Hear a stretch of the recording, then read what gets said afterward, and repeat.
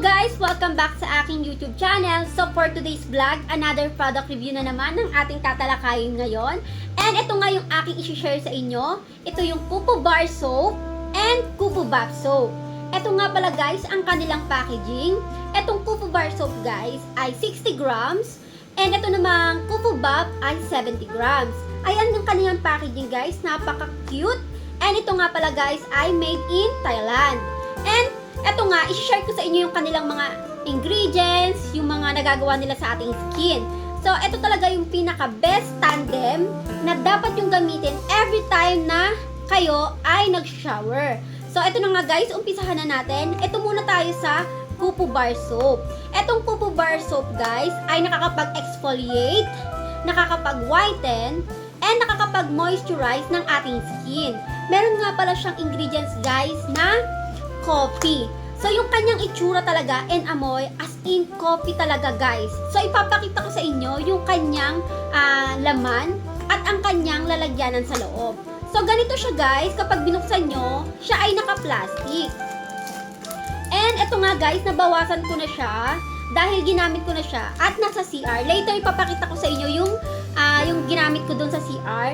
So, ito, hinati ko siya sa tatlo dahil para matipid natin siya gamitin. Ito guys, itong Kupo Bar Soap guys, ay amoy na amoy mo yung coffee na parang kokwa, yung amoy niya. And talagang pag in-apply mo siya sa inyong balat, mararamdaman nyo yung parang coffee na brittles. Yung parang as in kape na talaga na mararamdaman nyo yun guys. And ito guys, ay sobrang bilis matunaw. Kaya kung kayo ay nagtitipid at mabuti na hiwa-hiwain nyo siya. Hiniwa ko siya sa tatlo guys. Ayan. Yung isa is nasa CR na ginagamit ko. And almost paubos na siya. Yung paggamit ko nitong Coffee Bar Soap or Kupo Bar Soap ay talagang 3 times a week lang guys. Huwag nyo siyang araw-arawin. Hindi siya advisable na araw-arawin yung paggamit itong Kupo Bar Soap. And ang ililib nyo siya sa inyong skin ng 5 to 10 minutes guys. Para talagang ma-exfoliate yung mga dead skin natin. And napakaganda niya talaga, nakakapag-moisturize siya ng skin. Gustong-gusto ko tong Kupo Bar Soap guys. Bukod sa amoy niya, and sa coffee, syempre nakakapag-exfoliate pa, diba? Alam niyo naman na ang mahal-mahal na magpa-exfoliate ng ating skin sa mga spa, diba? So ito guys, mapapamura na kayo. Nabili ko nga lang pala to sa halagang 75 pesos each. So, ayan guys. Na-order ko lang din to sa isang shop sa TikTok. Ayan. And napaka gandang tandem nito with Kupo Bath Soap. So, ito. Ito namang Kupo Bath Soap, guys, ay may ingredients na volcanic ash, zinc, ceramide, and hyaluronic acid. Ito guys ay for everyday use naman. But, huwag nyo siyang gagamitin ng matagal or wag niyo siyang ibababad sa inyong skin ng matagal. Ang advisable lang na pagbabad nito ay mga 1 to 2 minutes lang every time na maliligo kayo. Pero pag binabad niyo siya ng matagal, ako na experience ko, binabad ko siya ng matagal sa aking skin. Makati siya guys, matapang siya sa balat. Kaya wag na wag niyo siyang ibababad sa inyong balat. Baka masunog yung inyong balat guys. Sa akin namula yung dito ko nung binabad ko siya. And eto guys nga pala, itong parehong sabon na to ay hindi siya mabula. Hindi talaga siya mabula guys. Compare natin sa mga sabon na ginagamit natin. Hindi siya mabula. Talagang lang talaga siya. Yung amoy niya is, etong Kupo Bath Soap guys, ang amoy niya is talagang mabango. Gusto ko yung amoy niya. But hindi siya mabula. Ito naman, ang nagagawa naman ito sa ating skin guys, ay nakakapag-glass skin and nakakapag-repair siya ng ating mga skin. So, best tandem talaga tong dalawa, kaya dalawa yung in-order ko. And as of now, na paggamit ko, 3 times ko na siyang ginagamit. And ipapakita ko sa inyo yung paggamit ko sa kanya, yung nag-shower ako, ipapakita ko sa inyo.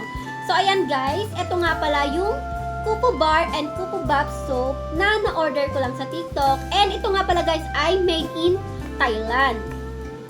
Napaka daw nito. Ito ay trending na trending. And for me, ang honest review ko dito sa soap na to is okay naman siya gamitin.